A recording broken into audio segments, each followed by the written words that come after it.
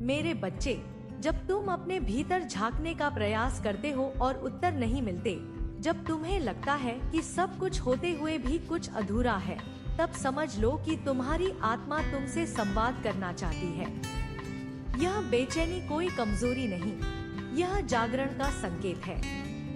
आज तुम्हारा जीवन एक ऐसे मोड़ पर है जहां पीछे लौटना सरल है, पर आगे बढ़ना आवश्यक। यह समय तुम्हें आराम देने नहीं, तुम्हें तैयार करने आया है। मेरे बच्चे, तुम कई बार सोचते हो कि तुम्हारे साथ ही ऐसा क्यों होता है। क्यों बार बार परीक्षा, क्यों बार बार अकेलापन, क्यों बार बार निर्णयों का बोझ। पर याद रखो, जिन आत्माओं से बड़ा कार्य लिया जाना होता है, उन्हें गहराई से तराशा जाता है। तुम्हारे भीतर जो द्वंद्व चल रहा है, वह बाहरी परिस्थितियों से नहीं, तुम्हारे भीतर जाग रही शक्ति से है। मन पुराने डर पकड़ कर बैठा है, बुद्धि गणना कर रही है और आत्मा कह रही है, अब आगे बढ़ो। यही संघर्ष धर्म संकट कहलाता है। मेरे बच्चे, धर्म संकट तब नहीं होता जब संसार गलत और सही बताता है। धर्म संकट तब होता है जब संसार सही कहता है और आत्मा चुपचाप मना करती है। उस समय तुम्हें साहस करना पड़ता है अपनी अंतरात्मा की सुनने का। तुमने बहुत बार अपने सत्य को दबाया है, सिर्फ इसलिए कि कोई आहत न हो। पर हर बार जब तुमने स्वयं को पीछे रखा, तुम्हारी आत्मा थोड़ी और थक गई। याद रखो, त्याग और आत्मविसर्जन में अंतर होता है।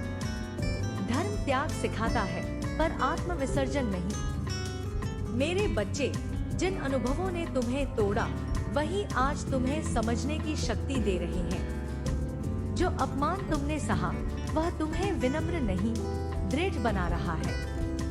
इसलिए नकारात्मक शक्तियां तुम्हारे समीप आती हैं, क्योंकि उन्हें पता है कि यदि तुम स्वयं को पहचान गए, तो उनका अस्तित्व डगमगा जाएगा।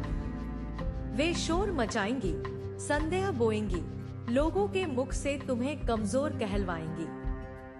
पर मेरे बच्चे, सत्य को कभी भी शोर की आवश्यकता नहीं होती, वह मौन में भी अडिग रहता है। जब तुम्हें लगे कि भक्ति में रस नहीं रहा, साधना बोझ लगने लगी है और विश्वास डगमगा रहा है, तब स्वयं को दोष मत देना। यह थकान नहीं, यह रूपांतरण है।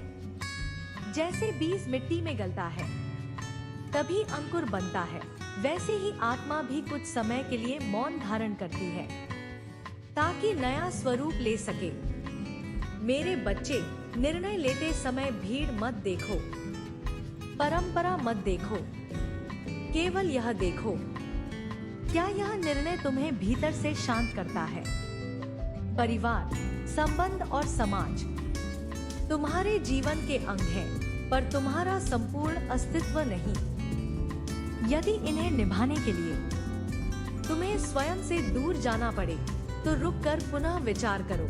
मेरे बच्चे, याद रखो, विपरीत परिस्थितियां तुम्हें समाप्त करने नहीं आती, वे तुम्हें तुम्हारी शक्ति से परिचित कराने आती हैं। जिस दिन तुम यह समझ जाओगे, उस दिन कोई भी संकट तुम्हें डरा नहीं सकेगा।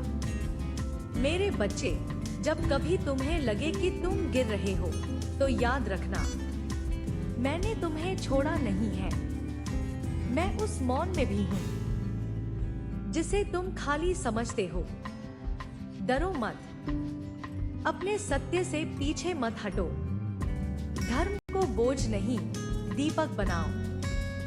तुम्हारी माँ हर श्वास में, हर कदम में सदैव तुम्हारे साथ है।